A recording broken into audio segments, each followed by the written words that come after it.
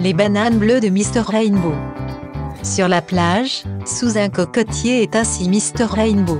Il regarde la mer au loin. Un enfant s'approche de lui. « Bonjour, je m'appelle Quentin et je voudrais vous poser une question importante. »« Bonjour Quentin », répond calmement Mr Rainbow. « On ne se connaît pas. Tu sembles être un garçon décidé », ajoute le vieux métis en se grattant sa barbe blanche. « Je veux bien entendre ta question importante. » Le jeune garçon avale sa salive, tandis que le vieil homme porte son regard au loin, tout en l'écoutant. « Vous pouvez me raconter l'histoire des bananes bleues, s'il vous plaît ? » « Mais, comment sais-tu ? On m'a dit que le bananier bleu vous appartenait. » « C'est exact, » concède le vieil homme. Il laisse passer quelques secondes avant de poursuivre. « Pourquoi te raconterais-je cette histoire ?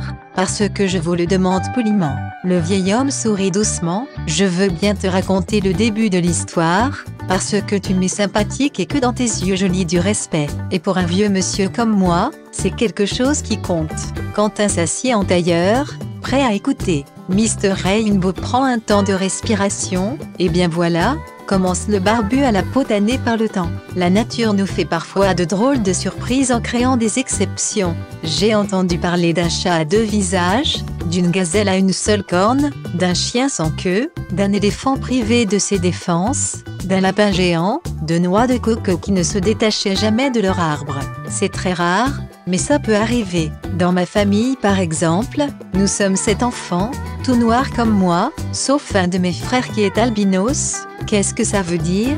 Il a la peau très blanche, les cheveux très blonds et les yeux presque rouges. C'est la nature qui a décidé de créer une exception. Pour les arbres, c'est pareil, il existe également des bizarreries, le bananier bleu en est une, c'est tout à fait ça. Il y a longtemps, j'ai eu la chance d'hériter d'une maison avec un grand terrain. Sur celui-ci j'ai planté 100 bananiers pour devenir producteur de bananes. Sur les 100, seul le dernier que j'ai planté a donné des bananes bleues. Vous n'avez rien fait pour ça ? Non, c'est la nature qui a décidé. Ah, Quentin se gratte la tête, ça a dû faire des envieux. Exactement. J'ai vendu ces bananes plus de 10 fois le prix d'une banane jaune, alors qu'il n'y avait aucune différence de goût, mais tout le monde en voulait, c'est bien cela.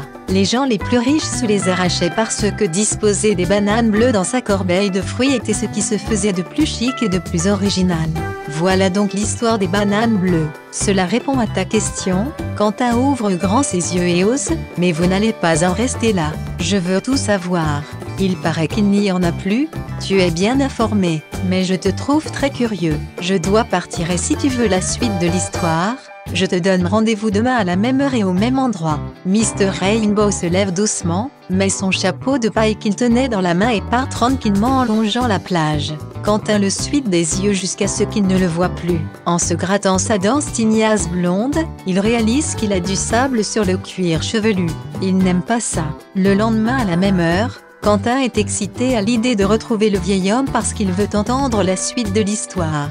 Au loin, le vieil homme marche calmement, d'un pas chaloupé, entre les cocotiers. « Bonjour monsieur ». Celui-ci ne rend pas le bonjour verbalement et se contente de saluer Quentin d'un regard dans lequel se lit beaucoup de générosité et d'intérêt pour son interlocuteur. Il s'assied lentement, comme si ses vieilles jambes lui faisaient un peu mal. Sans même attendre les questions de Quentin, il poursuit le récit de la veille. « J'ai profité durant quelques années de ce précieux cadeau que la nature m'avait apporté et avec lequel j'ai gagné beaucoup d'argent. Mais j'ai malheureusement dû subir les affronts de la jalousie. » « Comment ça ? Les gens sautaient par-dessus ma clôture pour dérober les bananes bleues. J'ai dû prendre un chien de garde et mettre un système de surveillance. Aïe, aucun autre bananier ne donnait des bananes bleues sur toute l'île.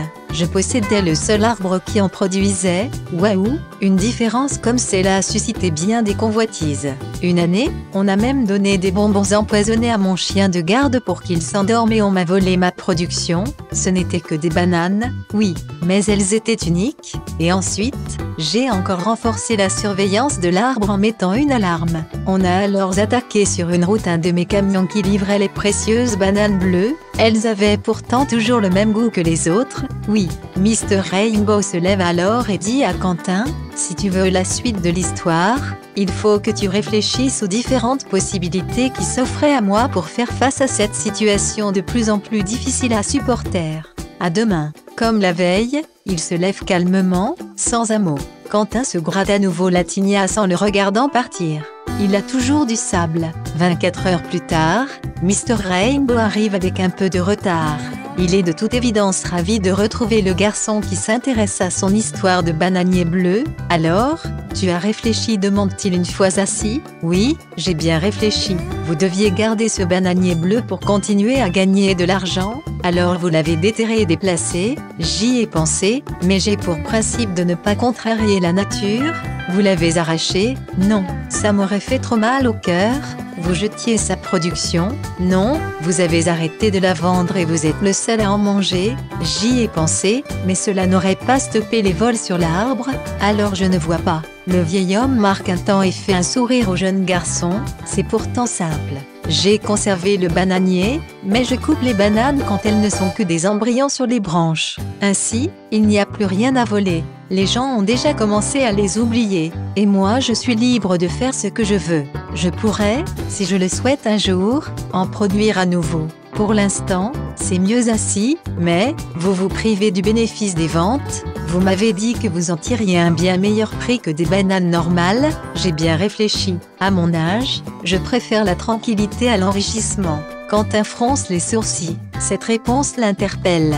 Mr. Rainbow se lève lentement et regarde le garçon en lui précisant qu'il avait été ravi de le rencontrer et touché par l'intérêt qu'il lui portait. Quentin le salue et le laisse partir. Tandis que Mr. Rainbow s'éloigne en suivant la plage de sable blanc, Quentin se demande s'il n'aimerait pas, plus tard, posséder une bananeraie. Il se gratte les cheveux et se glisse tranquillement dans l'eau transparente afin de se tremper la tête et essayer de faire enfin partir le sable.